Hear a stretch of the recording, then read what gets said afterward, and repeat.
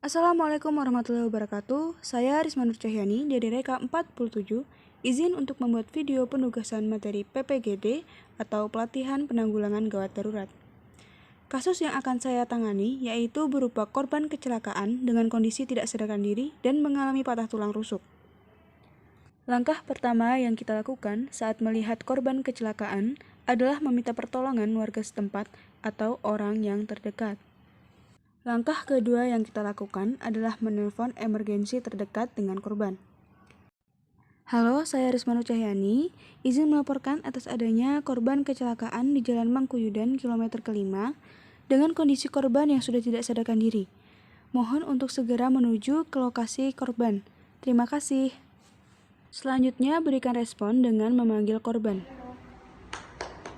Ibu, apakah mendengar suara saya? Ibu, apakah Anda mendengar suara saya? Selanjutnya, berikan rangsangan rasa nyeri dengan menekan ulu hati korban, kemudian dilanjutkan dengan memeriksa nadi korban. Selanjutnya, pemeriksaan kuku korban dengan menekan kuku korban. Apabila kuku korban berwarna putih dan tidak kembali ke merah-merahan, maka korban dinyatakan telah meninggal. Kemudian, pengecekan mulut korban dengan melihat di dalam mulut korban apakah terdapat darah atau benda yang terdapat di mulut korban, kita harus mengeluarkannya.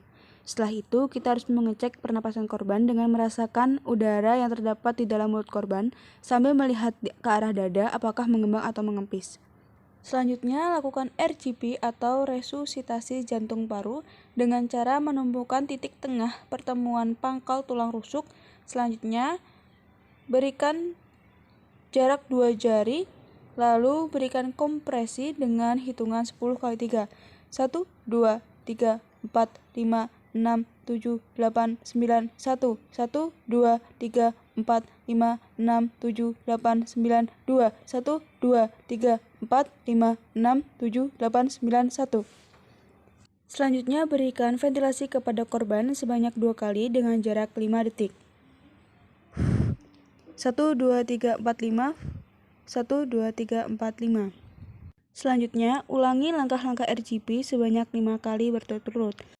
Setelah kita melakukan RGP sebanyak 5 kali berturut-turut, kemudian langkah selanjutnya adalah memeriksa korban apakah terdapat luka lain, dimulai dari daerah kepala, kemudian ke pundak, selanjutnya ke tangan yang paling jauh, setelah bagian tangan yang paling jauh, kemudian ke arah tangan bagian paling dekat, lalu diteruskan ke daerah dada, kemudian dirusuk, diperiksa rusuknya, terdapat adanya patah tulang di bagian rusuk.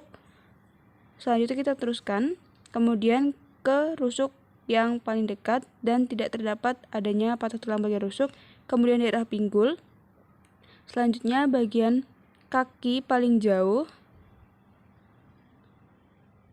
tidak terdapat adanya patah tulang di bagian kaki paling jauh, kita berikan rangsangan. Setelah itu ke bagian kaki yang terdekat, tidak terdapat adanya cedera atau patah tulang, kemudian kita berikan rangsangan. Setelah kita melakukan PPGD atau pertolongan pertama gawat darurat, maka kita harus mengecek kembali nadi korban apakah masih terasa atau tidak, dan kemudian kita harus menunggu kedatangan emergensi untuk menjemput korban. Sekian yang dapat saya sampaikan. Apabila ada kurangnya, saya minta maaf sebesar-besarnya. Wassalamualaikum warahmatullahi wabarakatuh.